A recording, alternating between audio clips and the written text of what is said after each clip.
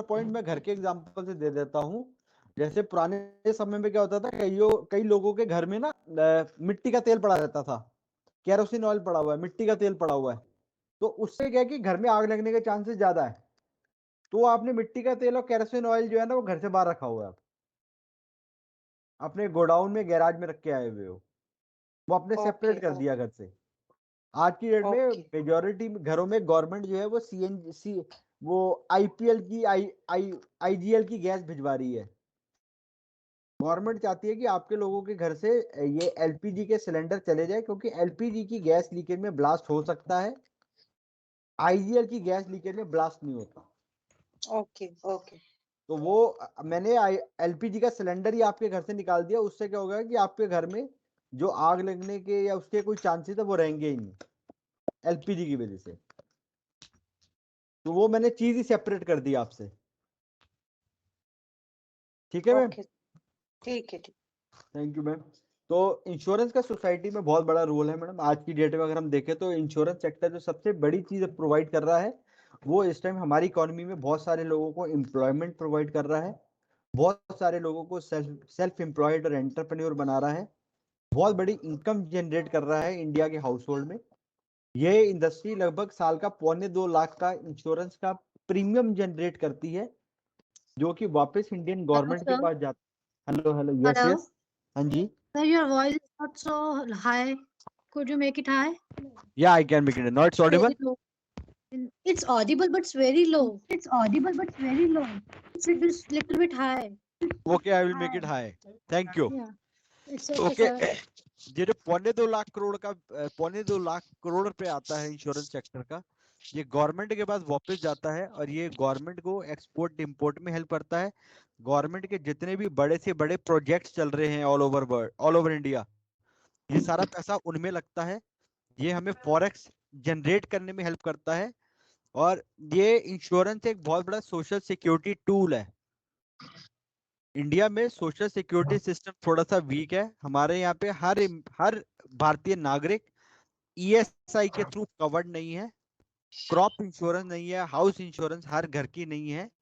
तो ये जो इंश्योरेंस है, अगर ये लोग खुद से करवा लेते अपने पैसों से, प्राइवेट कंपनी से या पब्लिक सेक्टर कंपनी से, इनकेस उनके परिवार में कोई प्रॉब्लम होती है, चाहे घर में प्रॉब्लम होती है, चाहे कार चोरी होती है, चाहे उनके खेतों में आग लग जाती है, ऐसी कोई भी प्रॉब्लम होती है, तो उनको सरकार की तरफ मुआवजा की नहीं देखना पड़ता। उनकी जो अपनी बीमा कराई हुई है उनसे उन्हें काफी अच्छा मुआवजा मिल जाता है। तो insurance as a social security tool बहुत अच्छा है इंडिया में, और इंडिया भी सोसाइटी में बहुत ज्यादा हेल्प कर रहा है in society. So this was the end of chapter 1. Any doubt in chapter 1? Please, sir, concise it again. I have late joined because I just received the link. Okay. So we have talked about it's a just one chapter, one page chapter. We talk about कि insurance का business कहाँ से start हुआ था. Started from the Lloyd Coffees House in London with the marine insurance. I believe आपके पास ये book होगी madam Sandhya Batra ji. Actually, today I get it. तो इसको आप साथ में ओपन कर लीजिए किसी दूसरे टैब में, so that कि जो मैं पॉइंट इसमें हाईलाइट कर रहा हूँ आप इसको शायद हाईलाइट कर लेंगे. Yes, sure, sir. तो Definitely. we talk about the कि इंडिया में कौन कौन सी कंपनीज कैसे कैसे आई, and we also talk about the 4 different management techniques: risk avoidance, Please reduction. explain me this again. Risk management techniques, please. Risk management techniques are कि I will explain you with the help of mobile. Risk avoidance is कि आपने वो चीज खरीदी नहीं, आपके ना mobile है, वो आपने मोबाइल खरीदा ही नहीं, ना मोबाइल होगा ना चोरी होगा. ठीक है. दूसरी है रिस्क रिटेंशन, दैट मीन्स कि आप इतने का रिस्क रिटेन करने के लिए तैयार है. आपके पास जो मोबाइल है जिससे आप ये क्लास ले रहे हैं, क्या ये इंश्योर्ड है? नो. तो दैट मीन्स कि आप इसने कि आप रिटेन कर रहे हो कि अगर कल को ये चोरी हो गया मोबाइल, जो भी इसकी प्राइस है 20,000, 25,000, 30,000, 50,000, आपको आपने कहा कोई प्रॉब्लम नहीं, इतना मैं रिस्क खुद से बेयर कर दूंगी.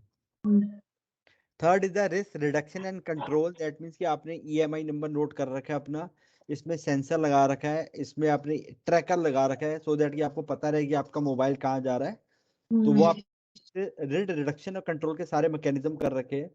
And the last and the most important, जिसको कि हम रिस्क फाइनेंस बोलते हैं, रिस्क ट्रांसफर बोलते हैं और इंश्योरेंस बोलते हैं, that is the risk transfer. आप कुछ पैसे देके, जो हमने एग्जांपल शेयर किया था, थोड़े से पैसे देके अपना रिस्क जो है इंश्योरेंस कंपनी को ट्रांसफर कर देते हो कि गॉड फॉरबिड अगर मेरा मोबाइल चोरी हो जाता है तो कंपनी आपको कंपनसेट कर देगी।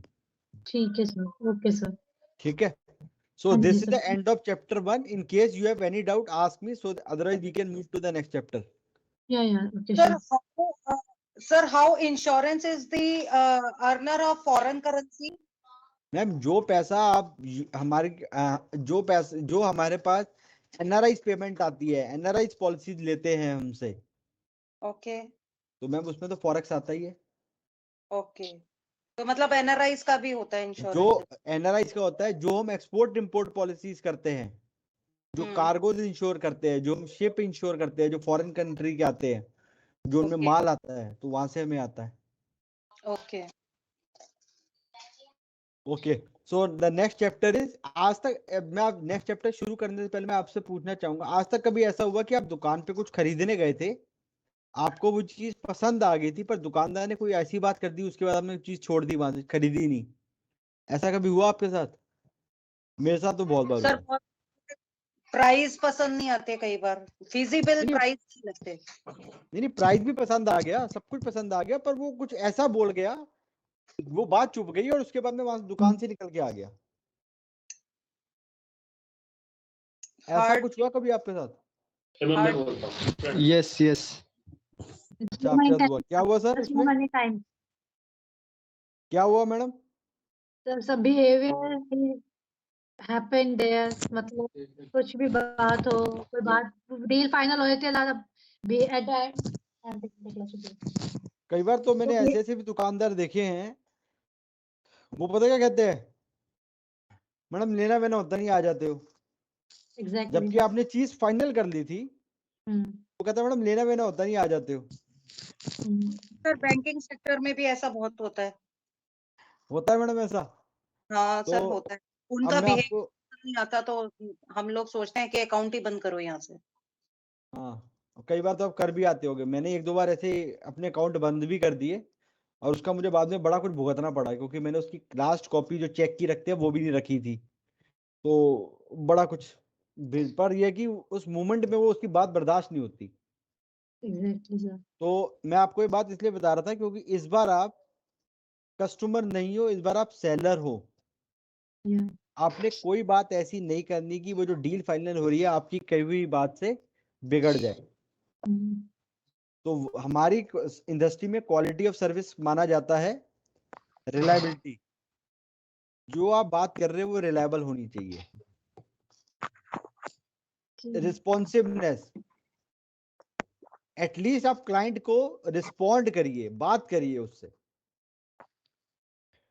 मिली अगर पॉसिबल है तो मिलिए, अगर पॉसिबल नहीं है तो एटलीस्ट उसका फोन कॉल उठा के उससे बात कर लीजिए।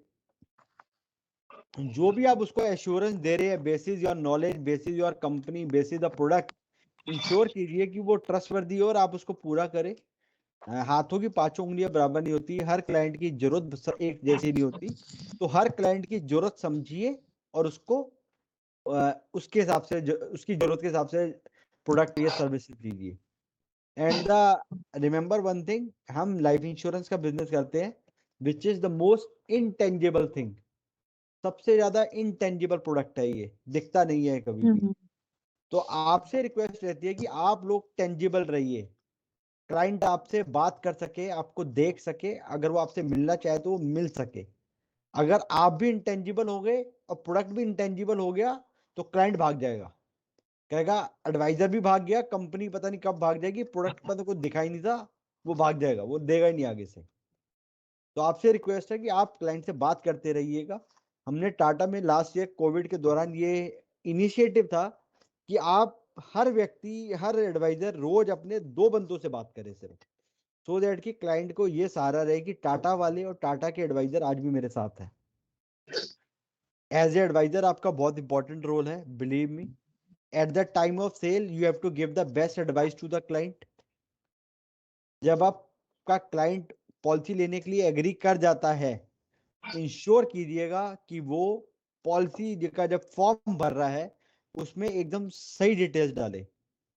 एट द एक्सेप्टेंस स्टेज, जब पॉलिसी कंपनी एक्सेप्ट कर लेती है, ये मेरी ड्यूटी है कि मैं क्लाइंट को पहले प्रीमियम की रसीद दे के आऊं और इंश्योर करूं कि वो पॉलिसी डॉक्यूमेंट उस तक डिलीवर हो जाए True and fair view. Yeah.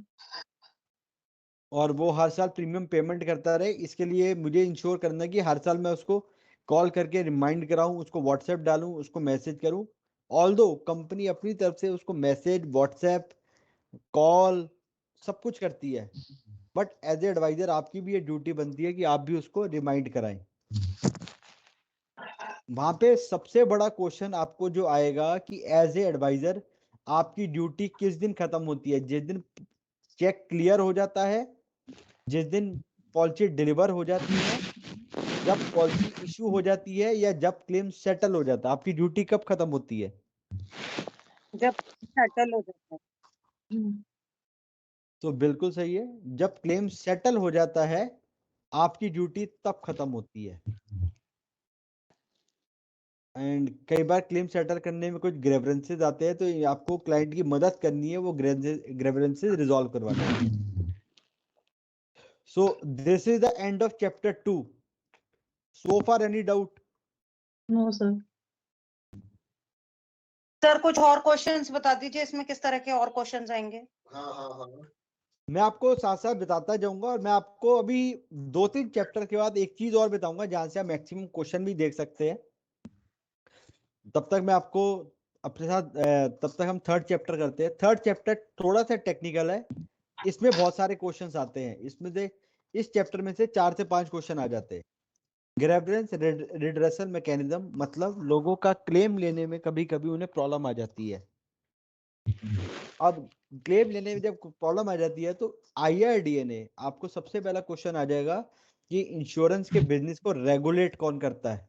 IRDA, तो sir. तो इंश्योरेंस के बिजनेस को रेगुलेट करता है हिंदुस्तान में IRDA।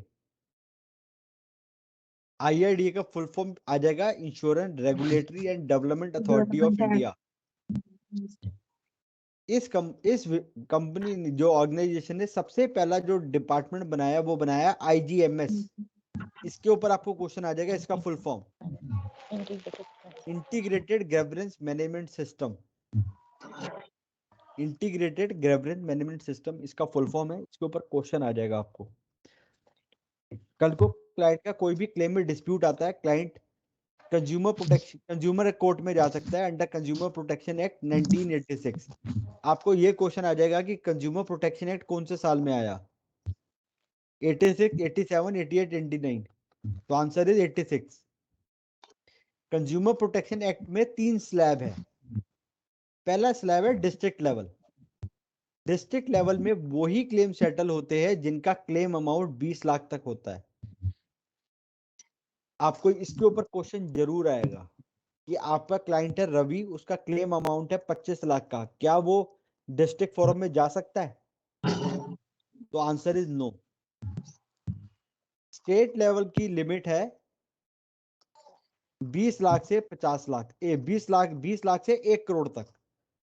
20 लाख से 1 करोड़ तक के क्लेम यहाँ पे आते हैं, या वो वाले क्लेम जहाँ पे जो डिस्ट्रिक्ट लेवल पे है पर पार्टी को उनका डिसीजन पसंद नहीं आया, तो वो दोबारा से रिपीट यहाँ कर सकते हैं अपनी अपील। नेशनल लेवल पे सिर्फ वही क्लेम्स जाते हैं जिनका क्लेम अमाउंट 1 करोड़ से ऊपर होता है।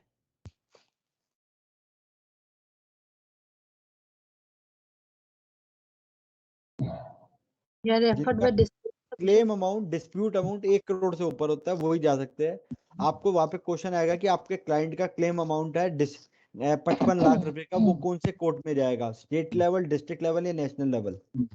State level. इसका आंसर होगा स्टेट लेवल। आपको वहां पे क्वेश्चन आ जाएगा कि कंज्यूमर कोर्ट में केस फाइल करने के क्या चार्जेस है? So there is no fee for filing a claim in consumer court. Free of cost. Free of cost है। Yeah. अब कंज्यूमर कोर्ट में दिक्कत ये है ना, आपके कंज्यूमर कोर्ट में हर केस आता है। हर केस का मतलब हर केस आता है।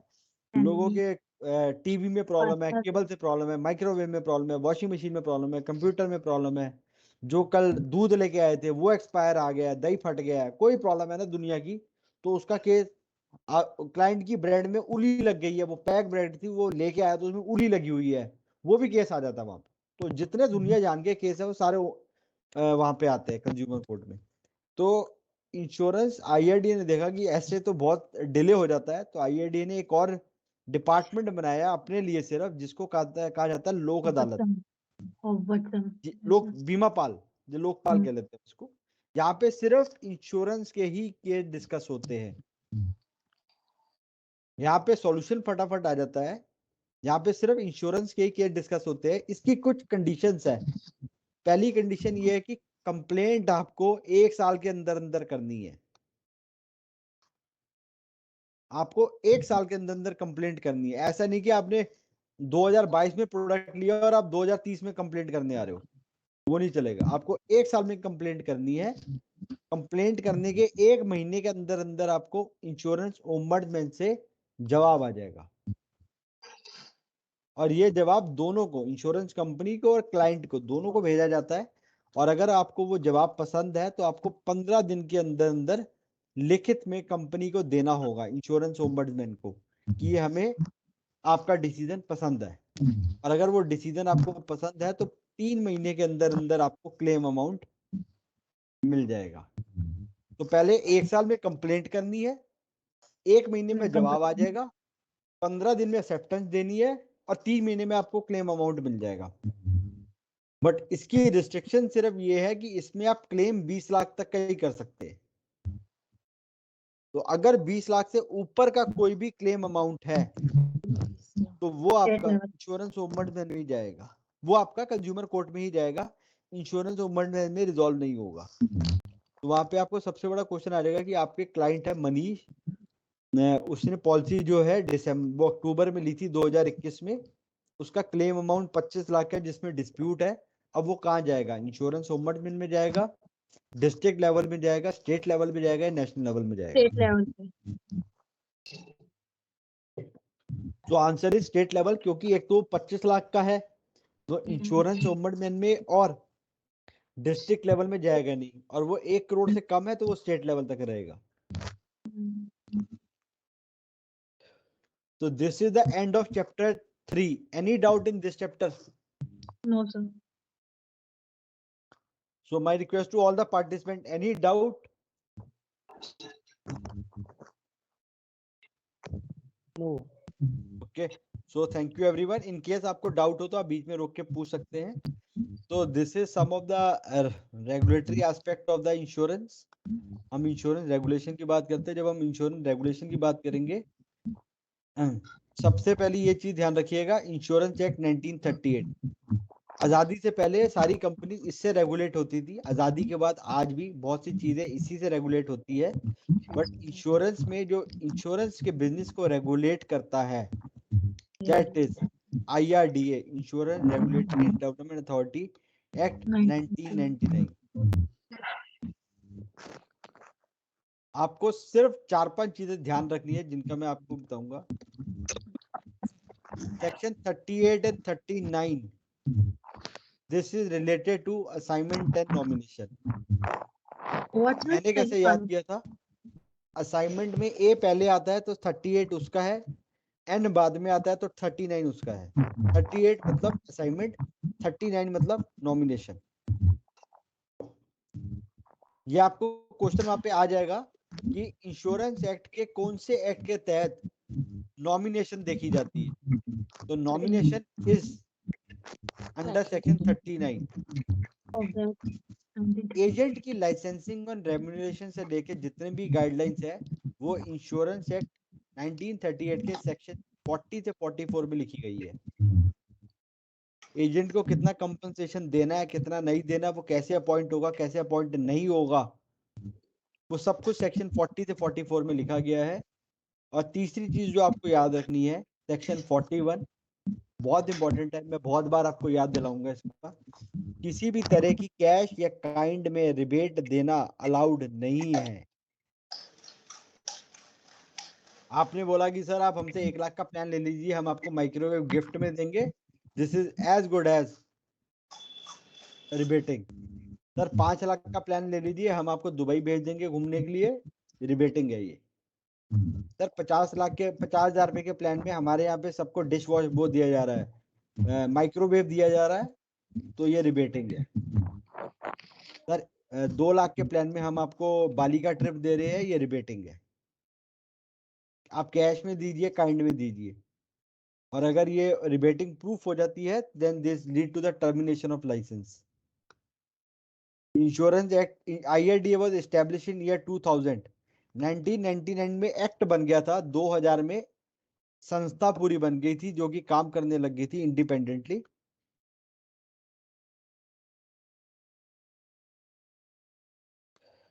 इसमें और जो चीजें हैं वो ये है कि कौन सा व्यक्ति एजेंट बन सकता है।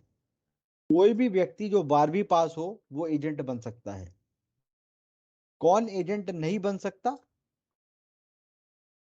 माइनर, अनसाउंड माइंड, या कोई भी व्यक्ति जो क्रिमिनल गिल्टी में हो या जिसके ऊपर क्रिमिनल केस चल रहा हो, वो नहीं बन सकता।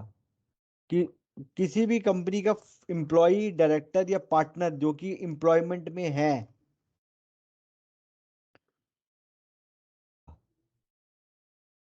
इंश्योरेंस कंपनी का,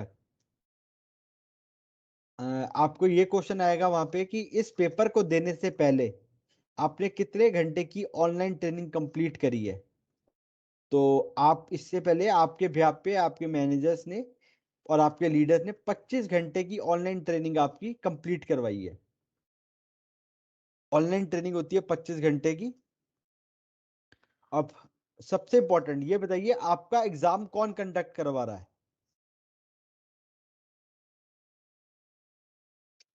इसका आंसर आपको पता होगा। आपका एग्जाम कौन कंडक्ट कराना है? बॉडी कौन सी है जो करवा रही है? वहां पे आपको क्वेश्चन आएगा आपका एग्जाम कौन कंडक्ट करा रहा है। LIC, आपकी अपनी लाइफ इंश्योरेंस कंपनी, IRDA या इंश्योरेंस इंस्टीट्यूट ऑफ इंडिया? तो सर आंसर क्या होगा? IRD। IRDA। और भी कोई आंसर हो सकता है, टाटा भी हो सकता है।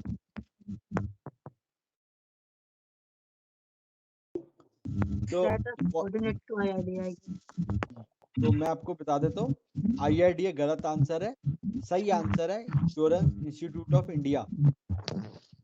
जितने भी इंश्योरेंस के एग्जाम होते हैं, चाहे ये एग्जाम हो चाहे कोई भी एग्जाम हो, सारे इंश्योरेंस इंस्टीट्यूट ऑफ इंडिया से कंडक्ट होते हैं। Examination body insurance institute of India है। वो एग्जाम करके पास फेल का रिजल्ट जो है वो IRDA को दे देती है कि ये व्यक्ति पास हो गया है।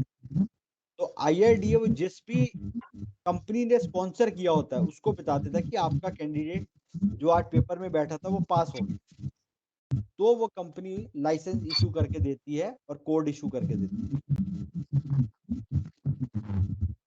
तो आपको एक क्वेश्चन वहां पे जरूर रहेगा कि इंश्योरेंस आपका एग्जामिनेशन बॉडी कौन सी है। और ये जो आपको लाइसेंस मिल रहा है कितने साल के लिए वैलिड है? ये सिर्फ 3 साल के लिए वैलिड है। तो क्या आपको 3 साल बाद दोबारा पेपर देना होगा? नहीं, आपको सिर्फ 3 साल बाद एक 25 घंटे की ट्रेनिंग करनी होती है।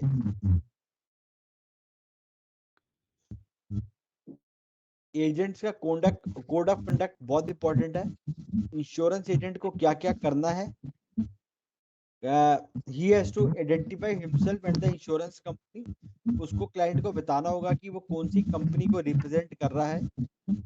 अगर क्लाइंट मांगता है तो उसको कल को अपना लाइसेंस भी दिखाना होगा। वो ही प्रोडक्ट और सर एक बार ये पॉइंट दोबारा से बता देना, बीच में मिस हो गया। हाँ, तो पहले वो उसको कल को क्लाइंट को बताना होगा कि वो कौन सी इंश्योरेंस कंपनी को रिप्रेजेंट कर रहा है। उसको अगर क्लाइंट मांगे तो लाइसेंस भी दिखाना होगा, copy. And the most important is कि उसको वो ही प्रोडक्ट और सर्विसेज बतानी है जो कंपनी ऑफर कर रही है।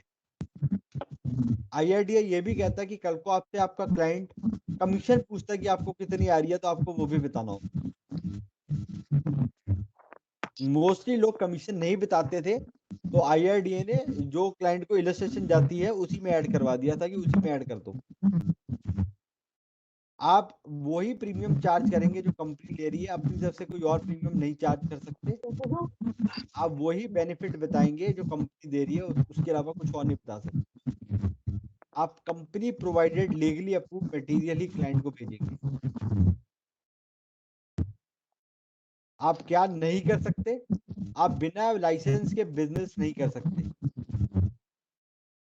आप अपनी तरफ से कंपनी के मटेरियल में कुछ भी एडिट या डिलीट नहीं कर सकते, कोई भी और टर्म्स एंड कंडीशन अपनी तरफ से नहीं बता सकते, या कोई भी डॉक्यूमेंट में कुछ भी छेड़छाड़ नहीं कर सकते for the getting the policy issued. अपनी तरफ से कोई भी टर्म्स एंड कंडीशन या रेट्स नहीं बता सकते। कई बार लोग कहते हैं कि सर इतना दे दो बाकी हमारी कंपनी में जाम चानन करवा लेंगे।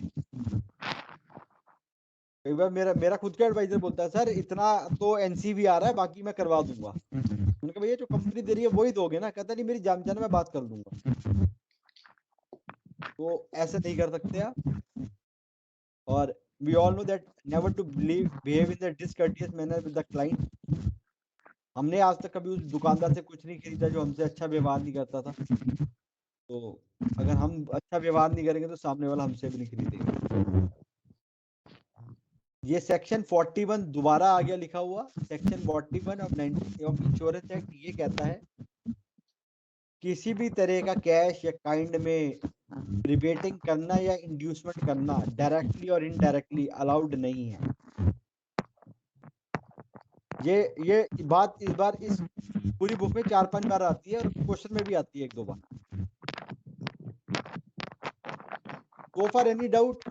We have ended the 4 chapters. No, sir. No. Okay, so now we have entered into the 5th chapter. This is the last chapter of the first section.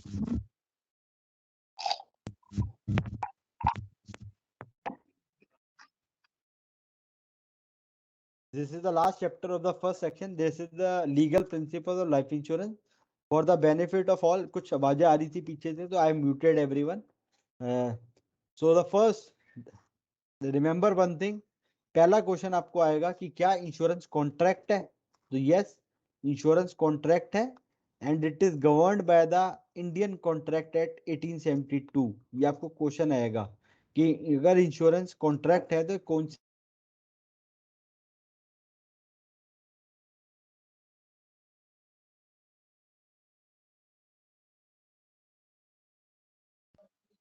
Sir, you are not audible. Now I'm audible? Yes, audible. Okay, so आपको वहां पे question आएगा कि आप insurance अगर contract है तो कौन से कॉन्ट्रैक्ट से गवर्न होता है? तो answer will be the Indian contract act 1872। इसमें सारी वैलिड कंडीशंस है like offer and acceptance. Client अपना फॉर्म भर के देता है कंपनी को चेक के साथ और रिक्वेस्ट करता है कि मेरी इन डिटेल्स के बेस में मेरे को बीमा दे दी। कंपनी फॉर्म पढ़ने के बाद उसको एक्सेप्ट करती है, ये कंपनी के ऊपर होता है।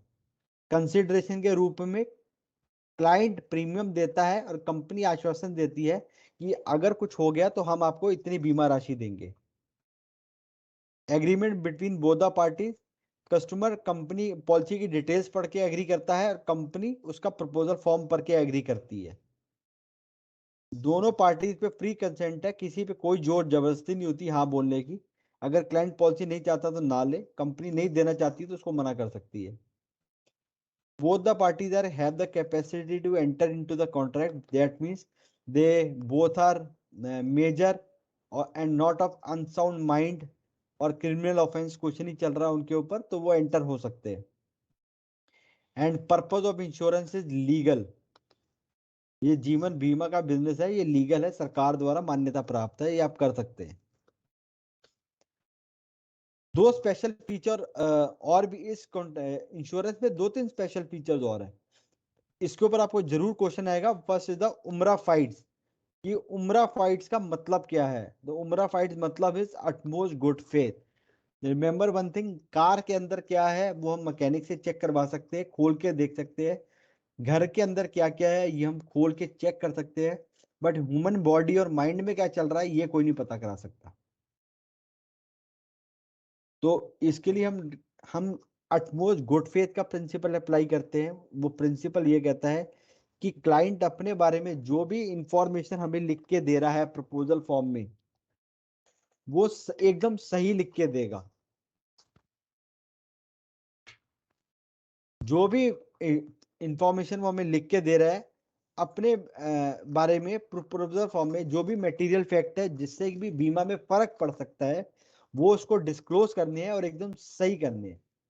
अब मटेरियल फैक्ट क्या हो सकते हैं? मटेरियल फैक्ट काफी सारे मटेरियल फैक्ट हो सकते हैं, जैसे कि क्लाइंट की हाइट, वेट, कहाँ पे काम करता है, उसकी हॉबीज क्या है, उसकी मेडिकल हिस्ट्री क्या है, उसकी जॉब हिस्ट्री क्या है, उसकी फैमिली की मेडिकल हिस्ट्री क्या है, उसकी लाइफस्टाइल क्या है, उसकी हॉबीज क्या है, उसका हाइट वेट क्या है, ये सारी बातें, उसका एजुकेशन लेवल क्या है, ये सारी बातें उसके रिस्क पे फर्क डालती है और ये उसको डिस्क्लोज करनी है और सही करनी है।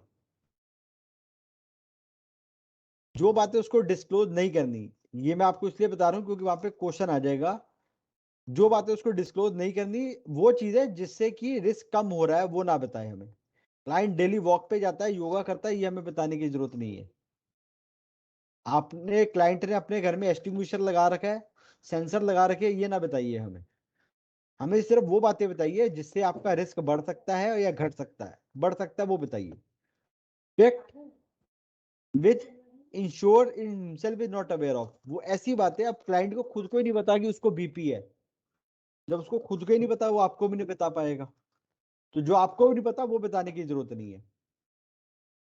कुछ ऐसी बातें जो कंपनी खुद ही थोड़े सी बातचीत करके पता करा सकती थी वो भी उसको कंपनी को बताने की जरूरत नहीं है।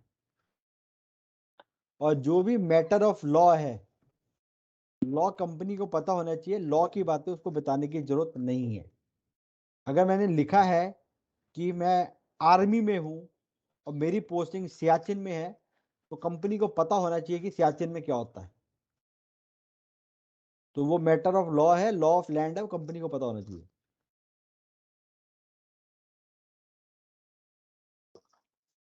अब कई बार क्या होता है, लोग, अगर आप अटमोस्ट गुड फेथ का ब्रीच कर देते हैं, क्लाइंट कई बार जाने या अनजाने में इंफॉर्मेशन गलत दे देते हैं। अगर तो नॉन डिस्क्लोजर है, क्लाइंट ने बताया ही नहीं कि वो सिगरेट पीता है, तो ये, अगर क्लाइंट ने नॉन डिस्क्लोजर किया है तो ये कॉन्ट्रैक्ट डे 1 से नल एंड वॉइड है। क्लाइंट को इन केस ऑफ डेथ कुछ नहीं मिलेगा। अगर ये नॉन डिस्क्लोजर नहीं है तो मिस रिप्रेजेंटेशन है। मैंने एजेंट को बोला था कि एक डब्बी पीता हूं, एजेंट ने गलती से समझा कि मैं एक डब्बी महीने की पीता हूं। इनोसेंट मिसप्रेजेंटेशन की, मैंने तो सही बताया था एजेंट को कि मैं एक डब्बी सिगरेट की पीता हूं। एजेंट ने सोचा कि ये महीने की एक डब्बी पीते हैं जबकि मैं तो दिन की एक डब्बी सिगरेट की पीता हूं। तो ये इनोसेंट है। बट अगर क्लाइंट ने ये जान के झूठ बोला है, ये फ्रॉडुलेंट इंटेंट है उसकी, अगर किसी भी सूरत में अगर अटमोस्ट गुड फेथ का ब्रीच होता है तो ये कॉन्ट्रैक्ट नल एंड वॉइड हो जाता है। आपको वहां पे क्वेश्चन आएगा कि क्लाइंट ने अटमोस्ट गुड फेथ का ब्रीच कर दिया है तो क्या वो कॉन्ट्रैक्ट नल एंड वॉइड है या ओके है? So answer is null and void. और कभी आपने सुना होगा कि कंपनी क्लेम नहीं देती, तो कंपनी उन्हीं सूरतों में क्लेम नहीं देती जहां पे अटमोस्ट गुड फेथ का ब्रीच होता है, जहां पे क्लाइंट हाइट वेट छुपाते हैं। अब क्लाइंट की हॉबी है कार रेसिंग, तो जो रोज कार रेसिंग करता है कभी ना कभी तो फंस ही जाएगा। तो अगर उसकी हॉबी है car racing, bungee jumping, paragliding, parasailing, तो लिख के दीजिए। जो सेकंड मोस्ट इंपॉर्टेंट चीज है that is the insurable interest, इसके ऊपर आपको क्वेश्चन जरूर आएगा। इंश्योरेंस का पर्पस कभी भी ये नहीं है कि आपको किसी चीज का फायदा हो जाए, ये चीज ध्यान रखिएगा। इंश्योरेंस और गैम्बलिंग में सिर्फ यही फर्क है। इंश्योरेंस, गैम्बलिंग में क्या होता है कि आप या तो हार के उठते हैं या जीत के उठते हैं, जबकि इंश्योरेंस का पर्पस सिर्फ ये है कि आपको नुकसान नहीं होना चाहिए, आपके नुकसान की भरपाई होनी चाहिए। इंश्योरेंस, इंश्योरेबल इंटरेस्ट की अगर मैं आपको हिंदी का मीनिंग बताऊं तो इसका हिंदी का मीनिंग है क्षति की पूर्ति। अगर क्लाइंट को नुकसान हो रहा है तो जितने का नुकसान हो रहा है वो पूरा कर देंगे। हम क्लाइंट को फायदा कराने के लिए नहीं बैठे, जितने का नुकसान है वो पूरा कर देंगे। That is the insurable interest. और इंश्योरेबल इंटरेस्ट में ये है कि नॉमिनी जो है वो फाइनेंशियली डिपेंडेंट होना चाहिए लाइफ इंश्योर्ड के ऊपर। और इंश्योरेबल इंटरेस्ट जो है, इसके ऊपर क्वेश्चन आपको जरूर आएगा कि कब होना चाहिए। लाइफ इंश्योरेंस की पॉलिसी में सिर्फ लेते समय होना चाहिए। जब क्लाइंट पॉलिसी ले रहा है उस समय इंश्योरेबल इंटरेस्ट पैना होना चाहिए, मतलब उस समय नॉमिनी आप पे फाइनेंशियली डिपेंडेंट होना चाहिए। बट जनरल इंश्योरेंस के केस में, जहां पे कि मैं आपके कार की और घर की पॉलिसी बात करता हूं, eight the time of claim भी इंश्योरेबल इंटरेस्ट होना चाहिए। फॉर एग्जाम्पल, मैं आपको एक एग्जांपल देता हूं। आपने कभी सेकेंड हैंड कार खरीदी है आप में से किसी ने?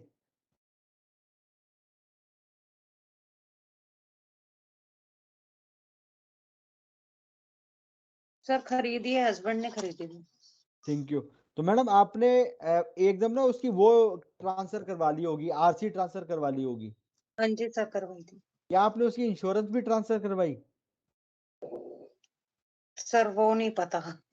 मैं मान लेता हूँ करवाई होगी, ठीक है। ओके। अब समझिए, अब आपके क्लाइंट ने, मेरे क्लाइंट ने कार खरीदी, उसने आरसी ट्रांसफर करवा ली पर इंश्योरेंस ट्रांसफर नहीं करवाई। तो इंश्योरेंस किसके नाम पे चल रही है? पुराने वाले क्लाइंट के नाम पे, ठीक है मैडम। इंश्योरेंस पुराने वाले के नाम पे चल रही है जिससे आपने गाड़ी खरीदी। अब मेरे क्लाइंट का गलती से अगर कार का क्लेम आ गया 10,000 रुपए का, कोई रात को खड़ी थी, कोई साथ में स्क्रैच कर गया, तो वो 10,000 रुपए का क्लेम आ गया। अब अगर क्लेम आएगा तो क्लेम किसके नाम का आएगा? आपके नाम का आएगा या उसके नाम का आएगा? उसके नाम का आएगा सर, उसके नाम क्योंकि का आएगा ना मैडम। उनके नाम पर है। तो बिल्कुल, तो वही मैं कह रहा था कि उसके नाम का क्लेम आएगा। तभी हम कह रहे हैं कि इंश्योरेबल इंटरेस्ट जनरल इंश्योरेंस के केस में eight the time of claim भी होना चाहिए। यानी जब क्लेम आ रहा है तो भी नॉमिनी और इंश्योर्ड दोनों का रिलेशन होना चाहिए, जबकि लाइफ इंश्योरेंस में सिर्फ लेते समय होना चाहिए। ठीक है madam, I hope this is clear to everyone. Okay.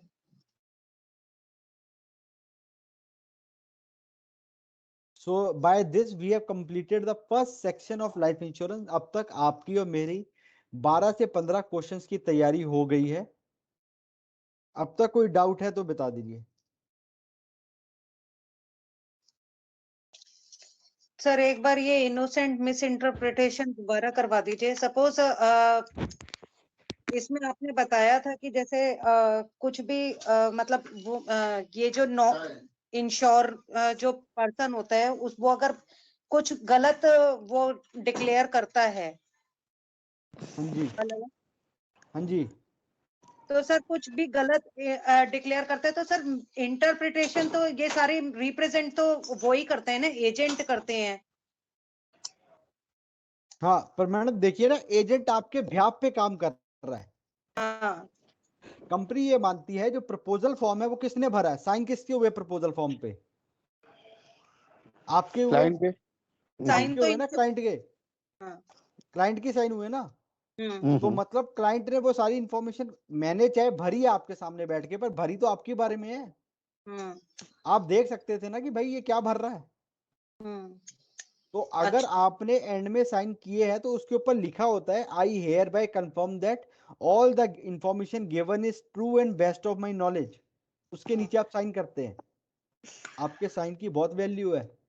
जब आपने ये लिख के साइन कर दिया कि ये सारी इंफॉर्मेशन सही है, तो मतलब आप एग्री कर रहे हो। अब उस एजेंट ने अगर गलत भर दिया तो कौन भुगतेगा? वो आपको, क्योंकि आपके सामने आप साइन कर रहे हो ना। तो आप साइन करने से पहले देखो कि वो क्या भर रहा है। यानी आखिर में मैं जब भी कभी क्रेडिट कार्ड का भी फॉर्म भरता हूँ ना, तो मैं कह देता हूँ भैया फॉर्म मैं खुद ही भरूंगा। इंश्योरेंस तो बहुत बड़ी चीज है, मैं क्रेडिट कार्ड का फॉर्म भी खुद ही भरता हूँ। वो कहता नहीं सर ये तो हमें आता है भरना। मैं कहता हूँ कोई बात नहीं, मैं भी थोड़ा पढ़ा लिखा हूँ, मैं भर दूंगा। नॉर्मली जो है ना वो क्या होता है, वो कई बार अक्सर लोग ब्लैंक साइन कर देते हैं, वो एजेंट ही भरते हैं ये। लेकिन एजेंट की भी ड्यूटी मैं बनती है कि वो रिस्क ना ले, जो कसम से, इन्फॉर्मेशन मैं उसको दी आज जा तक रही है मैं उस वेरीफाई। एडवाइजर को ढूंढ रहा हूँ, और उस एडवाइजर को ढूंढ रहा हूँ, और उस क्लाइंट को ढूंढ रहा हूँ जो हिंदुस्तान में थोड़ा बहुत ये लिकर कंपनी का बिजनेस कराते हैं। मैंने आज तक जितने भी प्रपोजल फॉर्म देखे हैं ना मैडम, सारे नॉन स्मोकर नॉन ड्रिंकर होते हैं। तो पता नहीं ये सिगरेट और शराब पीता कौन है।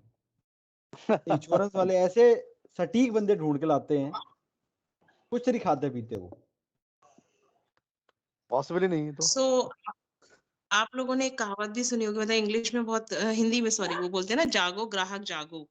तो हम अगर एक छोटा सा टीवी भी लेने जाते हैं, फोन लेने जाते हैं, कितने क्वेश्चंस पूछते हैं, कितनी चीजें चेक करते हैं, उसे चला के देखते हैं, टेस्ट ड्राइव भी लेते हैं। बट जब हम इंश्योरेंस की बात आती है या जहाँ पे फॉर्म भरने की बात आती है, हम ये सोचते हैं बस वो जो लिख रहा है वो सही लिख रहा है। तो जहां पर हम अपने परिवार की सुरक्षा की बात करें, 1 करोड़ के इंश्योरेंस, 2 करोड़, 5 करोड़ के इंश्योरेंस की बात करें, और वहां हम उसको पढ़ते भी नहीं है। सो बिलीव समहाउ मी, ये जिम्मेदारी एज जरूर अ कस्टमर कीजिएगा, बहुत बनती है। क्योंकि ये पैसा आपके सामने नहीं है ना, आपके बाद आना है। आपके पीछे वाले फिर वो जी फिर लोग बड़े सिंपली एक आंसर बोलते हैं, देख लो आपने कराना तो कराना। वैसे बीमा वाले चक्कर बड़े कटवाते हैं, वो तो बोलेगा ही, क्योंकि आपने फॉर्म ही ऐसे भरा था। अभी मेरे पास एक मेरे नॉन बंदे का क्लेम आया हुआ है, दिल्ली का क्लाइंट है, चंडीगढ़ से पॉलिसी ली है, ड्रिंक और ड्राइव के केस में डेथ हुई है, और फॉर्म में लिखा हुआ है कि मैं ड्रिंक नहीं करता, और पॉलिसी लेने के 6 महीने में डेथ हो गई है। और जब इन्वेस्टिगेशन हुई है तो पता लग रहा है कि क्लाइंट तो बहुत सालों से पीता है। आप बताइए, अब आप क्लाइंट, आप कंपनी होगी तो क्लेम दे देंगे? बात नहीं। 1 माना तो करोड़ की है, ब्रीच हुआ है तो ब्रीच हुआ ही है एटमॉस्फेयर का। और तो ये 1 करोड़ का क्लेम है। विलिंगली, हाँ विलिंगली जो है चीट किया। और गलत अगर है। ये, बिलीव मी, अगर ये आपके किसी क्लाइंट का हुआ होता ना, तो आप कहते एक्सक्यूज हैं मी सर, हेलो कंपनी तो क्लेम देती ही नहीं है। हेलो। तो मेरी आप सबसे रिक्वेस्ट है, आप इस बिजनेस में आ रहे हैं तो थोड़ा सा ध्यान रखिएगा। हेलो, अब hello, yes sir. Very good afternoon, Anurag this side sir. Actually ये जो अभी हम जिस चीज की बात कर रहे थे, तो क्लेम इंश्योरेंस में कोई भी इंश्योरेंस लेने से पहले क्या मेडिकल तो पहले जरूरी होती है क्या सर? सर कई क्लाइंट्स केसेस की। में होती है, कईयों में नहीं होती है। तो आपने जिस केस का डिस्कस किया है, आइदर रिलेटेड हो टर्म प्लान और this is a general insurance. ये टर्म प्लान था। हाँ सर, उसमें तो क्लैरिटी लिखी रहती है सर सारी चीजें। और सर टर्म प्लान में मैं स्मोकिंग का पता करा सकता हूँ मेडिकल से, ड्रिंक का नहीं पता जी करा जी, सकता। ओके। नहीं, आप 2-3 टर्म क्लोज प्लान ऐसे से हैं अगर जो 2 महीने हम पहले नहीं छोड़ ड्रिंक सकते। करनी बंद कर दोगे तो आएगा नहीं उसमें। Okay sir, okay, thank you. Okay, smoking और सो ड्रिंक लिखना चाहिए। सर को कैसे पता चल जाता है कि ये बहुत सालों से पीता है? अरे मैडम आप समझो ना, मैंने, अगर आपने मुझे 1 करोड़ रुपए देने हो तो आप इन्वेस्टिगेशन कराओगे ही नहीं। नहीं करवाएंगे, लेकिन आप जैसे कह रहे हैं ना कि पहले पता नहीं चलता बिल्कुल है। सर, बिल्कुल बिल्कुल। नहीं तो बाद में तो हम भी इन्वेस्टिगेशन कराते हैं, क्लाइंट की कंपनी में जाते हैं, आसपास पड़ोसी से पूछते हैं, सब कुछ होता है, क्योंकि 1 करोड़ रुपए ऐसे नहीं दिया जाएगा ना। आप और मैं भी जानते हैं कि 1 करोड़ रुपए कमाना कितना मुश्किल है आज की डेट में। मैडम, जो ये थर्ड पार्टी वेरिफिकेशन होती है ना, वो किसी को बताते नहीं है। वो अपने आस पड़ोस में जाके सारी जानकारी लेके आते हैं, और फिर वो उनको पता लग जाता है कोई ना कोई आपका ऐसा व्यक्ति होगा पड़ोस में जो बता देगा ये कब से पीते हैं या नहीं पीते, क्योंकि ज्यादातर पड़ोसियों को सारी जानकारी रहती है। आपने एक हॉबी का भी बताया कि हॉबी होती है जैसे पैराग्लाइडिंग की या किसी चीज हाँ, की, वो हमारी इससे कैसे लिंक्ड होती है? मतलब अच्छा, हॉबी ये बात है ना, की वजह से डेथ नहीं होती? क्लाइंट की हॉबी है मोटरसाइकिल रेसिंग, हाँ, तो अब बताओ उसके चांसेस ऑफ डेथ ज्यादा है या कम है? ज्यादा नहीं है। उस हमेशा ठीक है। रहेंगे, हमेशा रहेंगे। Always with him. तो सर ये तो फिर पहले ही बता देना चाहिए ना कि मतलब अगर इस हम केस में कहते होता हैं है बताओ पहले, हम फॉर्म में कॉलम होता है कि बताइए, हाँ, हाँ सर, अगर तो पॉलिटिक्स कहता में मेरी है, कोई ऐसी हॉबी नहीं है, पॉलिटिकली एक्सपोज है तो, है? कोई पॉलिटिकली एक्सपोज है, मतलब एक्टिव में तो पॉलिटिक्स में पॉलिटिकली रहता है। एक्सपोज है, आप एमपी एमएलए या ऐसे बहुत बड़े कार्यकर्ता है तो बताइए आप है। हम्म। भाई देखो, ये मैं भी खतरा में पॉलिटिकली रहते हैं लोग। एक्सपोज नहीं हूँ ना, मैंने हम्म। किसी को कोई वादा किया ना दिया, हाँ हाँ। तो मेरी जान को कोई खतरा नहीं है। हम्म। तो जिसने जिसको वादा किया वो निपटे उससे। हम्म।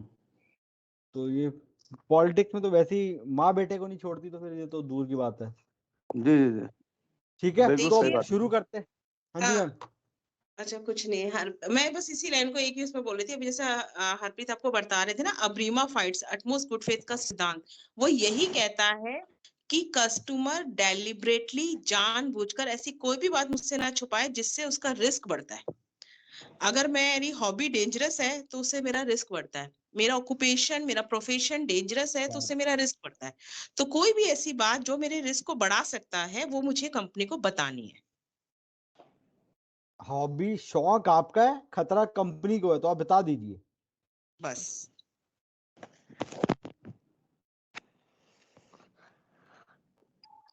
ठीक है। तो अब स्टार्ट करते हैं। अब हम बात करेंगे अगले 10 चैप्टर में, हम सिर्फ लाइफ इंश्योरेंस की बात करेंगे। हम कार की, घर की वैल्यू पता करा सकते हैं, बट आपके सामने जो जीता जाता व्यक्ति खड़ा है उसकी वैल्यू आप कैसे पता कराएंगे?